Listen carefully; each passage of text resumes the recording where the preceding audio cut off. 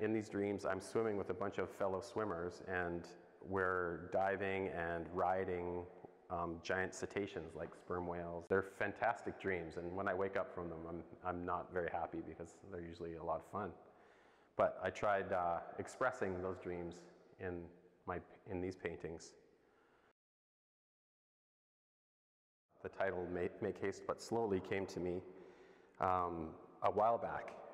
It's an old slogan, kind of motto from sundials. They used to put, under sundials, they used to write all kinds of mottos. And Make Haste But Slowly was one of them, and it sort of made sense to me because you just slowly watch the shadow of the sun, or of the sundial going across the dial. And it sort of felt like my work process. I had an idea about doing musicians on a whale. I wanted them to be coming one way and going the other, and the title for this piece is Late for the Dance, and the idea is that these are the musicians that are going to play like a square dance somewhere, but they're going to be late because they're getting transported by a whale. And it looks like they maybe aren't going very fast at all because there's bottles floating down, and sort of maybe a reference to, you know, the human legacy as well, what we leave behind. A lot more romantic to paint glass bottles than plastic ones. Plus, plastic ones float. I find inspiration in the process itself, and I find it quite meditative. I'm quite relaxed when I'm working, so I find ideas pop into my brain, and I'll just jot them down on a little piece of paper as I'm going. And there's another thing about this piece that's important to me, though, and it's the interaction between humans and nature, or humans and animals. It's sort of a reference to how whales get caught in nets. And I don't want to be too didactic about that. And what I was intending to do there was to sort of create sort of a broken net of people that are kind of holding on to the whale.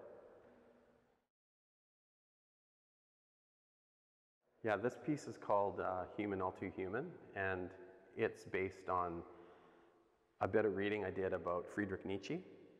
He basically had a life of struggle. He died young, and he lived an austere life. Coffee was a big thing for him that he wouldn't do, and I'm sort of in love with the little shapes of Italian coffee urns. I thought it'd be a neat idea to have him tied to one flying over one of the cities that he grew up in southern Germany. He was totally tortured and struggled with his desires.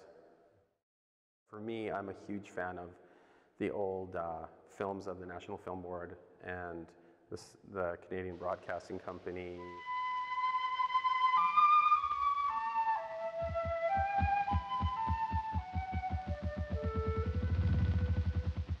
When I was a kid growing up with those, they really ignited my imagination for nature. And as I got older, I had a nostalgia for them.